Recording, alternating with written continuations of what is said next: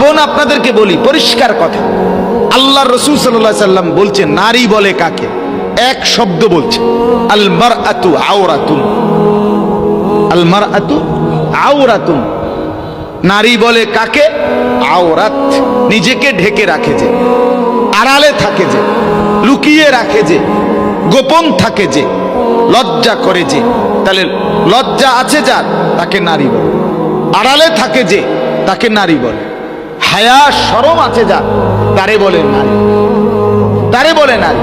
যেটা বেহায়া, বেপর্দা, আটসাট কাপড় পরে, পুরুষ দেখলে নিজেও হাসে, বেড়াও হাসে, ফোলাও হাসে, হেবুডিও হাসে, এটা কোনো বেড়িও না, বেড়ির জাতও না, এইও না, নারীর জাতও না।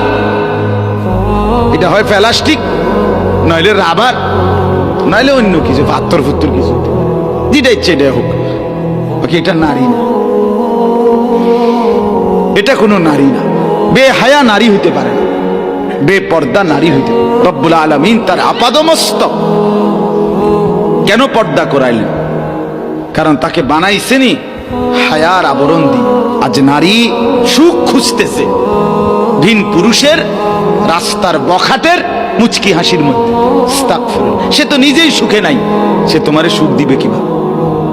সে যদি সুখে থাকতো, সে তো আল্লাহকেই বন্দেগী করত।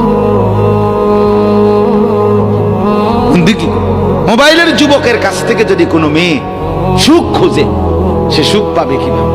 সিনেমার নায়কের কাছ থেকে যদি সুখ খোঁজে, তারই তো কোনো সুখ নেই, তারই তো সুখ নেই। সেই তো সকাল বিকাল মানুষ বদলায়, বছরের মাথায় একবার বিয়ে করে, বছর শেষে কয় দিলাম তারে, আবার মোবাইলে জানায় যে তারে ছেড়ে দিছি। এই জন্য মা বোন, আমার কথা শক্ত হলে মাফ করেন, বাকি আজ শক্ত কিছুটা না বলে উপায়ও নাই। একটা সময় তো মানুষকে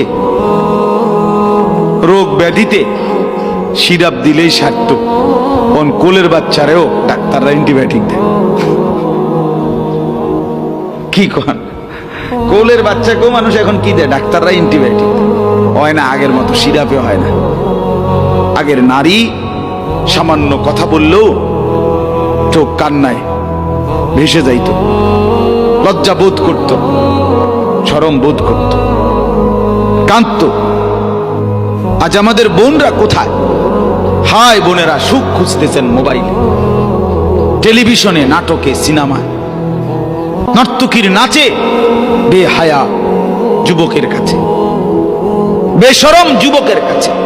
আস্তাগফিরুল্লাহ, আস্তাগফিরুল্লাহ, আস্তাগফিরুল্লাহ। ফার্নিচারের মধ্যে সুখ খোঁজে, গহনার অলংকারের মধ্যে সুখ খোঁজে।